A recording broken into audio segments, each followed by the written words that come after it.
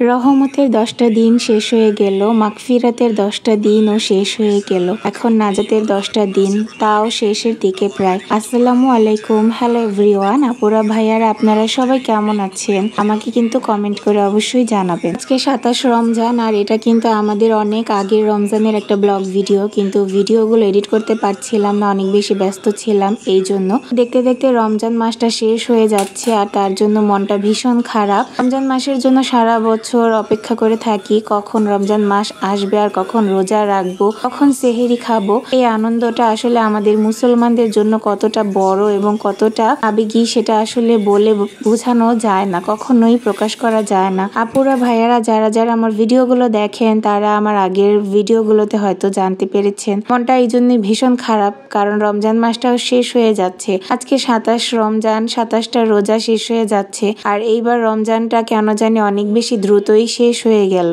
আর এই কয়দিন মুড়ির ভর্তা খেলাম ইফতারিতে, আলুর চপ, পেঁয়াজু, বেগুনি। তো আজকে ভিন্ন একটা খাবার খাবো, কারণ পেটটা একটু ঠান্ডা করা দরকার আছে। এই জন্য মুড়ি খেয়ে পেট গরম হয়ে গিয়েছিল আমাদের। আজকে আমরা দই চিরা খাবো কলা দিয়ে, তাই এখানে আপনাদের ভাইয়া কলাগুলো কেটে নিল। আর এখানে যে গুঁড়ো দুধ দিয়ে দিচ্ছে, আপনাদের ভাইয়া গুঁড়ো দুধ দিয়ে খাবে, আমি গুঁড়ো দুধ দিব না আমার দই চিরাতে। তো দই চিরা সাধারণত আপনারা বিভিন্ন ভাবে খেতে পারেন। আমরা আজকে দই, কলা এবং চিরা একসাথে মিক্সড করে দই চিরা খাবো। আপনারা চাইলে এখানে খেজুর অ্যাড করতে পারেন, চাইলে গুঁড়ো দুধ দিতে পারেন যেরকমটা আপনাদের ভাইয়া দিচ্ছে, আবার চাইলে ফলও দিতে পারেন, বিভিন্ন রকমের ফল দিয়ে। এই খাবারটা অনেক বেশি পেটটাকে ঠান্ডা রাখে। সারাদিন রোজা রাখার পরে আপনার পেটটাকে আপনি যদি একটু আরামদায়ক কিছু খাবার দিতে চান তাহলে এই খাবারটা দিতে পারেন। আর দই চিরাটা আমার অনেক বেশি পছন্দের। রমজান মাসে বুট মুড়ি সবসময় খাওয়া হয়, কিন্তু ভিন্ন ধরনের এই খাবারটা কিন্তু খুব কম খাওয়া হয়। তো এইবার রমজানে কিন্তু আমার এই খাবারটা খুব খেতে ইচ্ছা করছিল।